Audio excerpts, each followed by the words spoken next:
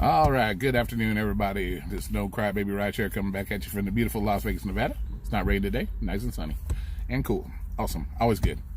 Okay, today, like I said in an earlier video I posted today, I'm going to give my take on the strike and why some of you rideshare drivers just don't get it. I'm going to use your own stuff against you as a reason for that, or some points that kind of prove that you just don't get it. So let's start with the strike. Did the strike work? Hell no. First of all, strike or a protest, that needs to affect change either from the public's views or the view of the people at the top of the company. As you saw today, ringing that bell, Uber's, all those people at the top of the company had big fat smiles on their face. You know why? Because they're getting paid. Okay, and that's all they care about. They don't care about you. They got their money. Did it affect the people at the top? No. So we know that. Okay, let's say, did it affect the people at the bottom? Did it affect public's perception? Of course it didn't. Because first of all, public loved cheap strike. And, you know, everybody's talking about, oh, well, we got all this media exposure. Yeah, you got a lot of media exposure. And if you did a little research and you went on some of these media's website, Facebook pages, for example, and you look at the comments, 85% of the comments were negative against drivers. Talking about get a real job, you don't like it, quit, blah, blah, blah, whatever. So did you change the public's perception of Uber and Lyft drivers? No. Okay, so your strike meant absolutely nothing. No matter how much media coverage you get, there's no change. You're not going to do a damn thing. Okay, picketing at airports, standing outside on the street corner by Uber's green light hubs, whatever you want to call, that's not going to do anything. Okay, we already know that you have to change laws and the regulations of this industry to get change. Okay, so instead of going out and picketing airports, picketing green light hubs, eating pizza out in the grass in the park, whatever you guys were doing, okay, in these videos that I saw, you need to affect change with your legislature, city officials, mayors, blah, blah, blah. That means you need to picket in front of the Capitol building. You need to picket in front of your mayor's office, and that needs to be a nonstop picket. Do yourselves a favor, get a list of people, days they don't drive, sign them up, and have them stand out there and constantly bug your city officials, your state officials, to get proper regulations done for the changes that you want. That's how it's going to work. It's not going to work sitting at the airport eating pizza and telling everybody. We all have stories of how we feel we're getting fucked by these companies. Okay, so sitting by the airport with fucking loud-ass airplanes flying over where you can't hear shit isn't going to change anything. I've said this before in many videos. Change has to start with the state and city regulators. Okay, those are the ones that are going to make the change that you guys want. Okay, and that goes to the second part of this video. The change you guys want. Okay, I read some of your demands and what you want. Okay, first of all, one of the demands was a cap of 10% on Uber and Lyft on their take. And then right below that, you want $28 an hour. Okay, make up your mind. What do you want? Okay, you either want the 10% that they cap or you want the $28 an hour. Okay, you got to make one or the other. You just can't be asking for two things for that affect the same idea, which is your pay. First of all, we all started off, it was a 20-80 split. So now you're asking for even more than you originally got, which shows you're greedy. Okay, and then you want $28 an hour. Okay, and if anybody's ever known anything about business, not all markets can support a $28 an hour per ride or per hour wage. It's just impossible. And somebody who's making these things ought to have fucking common sense to know this stuff. Just quit throwing out fucking numbers that you expect Uber and Lyft to pay you. Okay, so one, you need to make up your mind. What do you really want?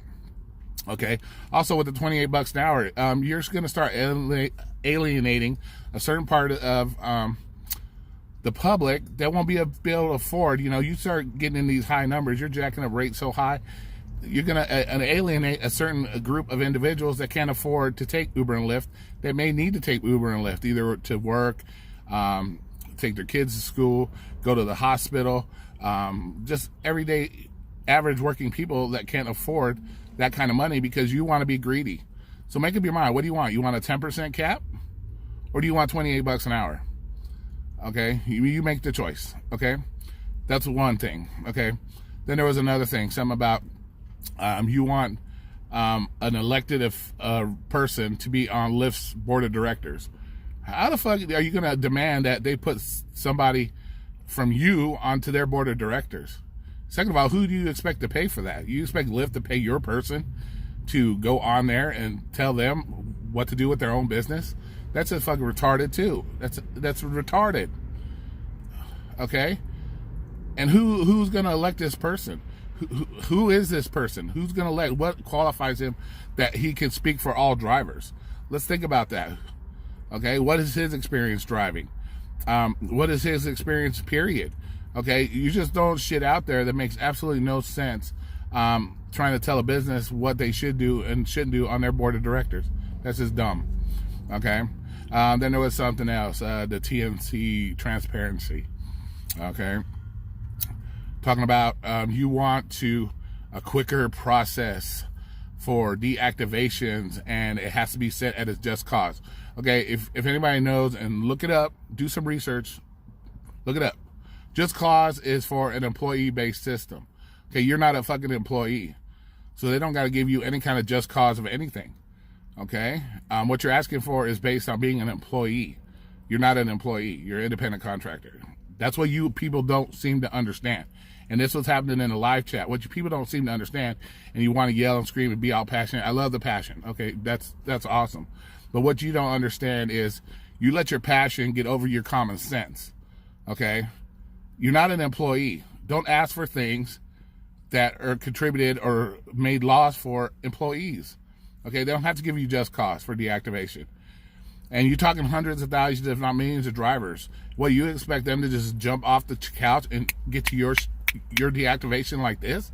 That's not going to happen. There's thousands of drivers probably every day that get deactivated for some reason, excuse, whatever the case may be. If they were to just get speedy deactivation, what, they got an employee for every person that gets deactivated every day? No. So, if you fucked up and you got deactivated, whether it's a false claim or it's a true claim, you're just going to have to wait it out. Okay? And this is one of my other videos I told you. Your record definitely counts on that. Definitely counts towards those deactivations or false accusations. The better your record is, the quicker you're going to get your shit fixed. Okay? If you have multiple complaints for the same thing, whether it be possibly intoxicated, high, I would have to start to ask myself, are you intoxicated or high? Because, if you start getting multiple complaints about the same thing, to me, there might be some truth to that. I'm not going to say you are, I'm not going to say you aren't, but when people, make multiple complaints about the same thing, there may be some truth to it. So you have to wonder. Okay, so don't expect them to just jump and bow down to your deactivation because you think you should be first and you should be on the platform.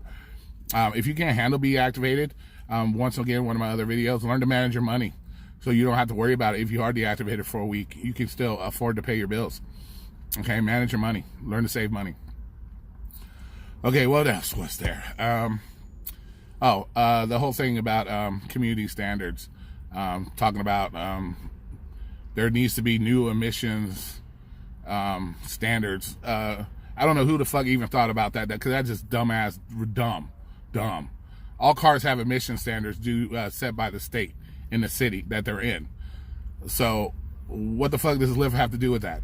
Okay, Lyft signs up your car. You have to have a specific model car, a specific year. All year and model of cars that are in these listed in these apps that you can use already have emission standards set to them. Okay, so that was just fucking dumb. I don't even know who thought of that one, but hey, it's like I said, it seems like you people are just throwing stuff out there that you just want to throw stuff out there that doesn't make any sense to try to help a cause. Okay, you need to start doing stuff that's going to help your cause. You are an independent contractor. Okay, you need to start basing your claims and your calls on being an independent contractor.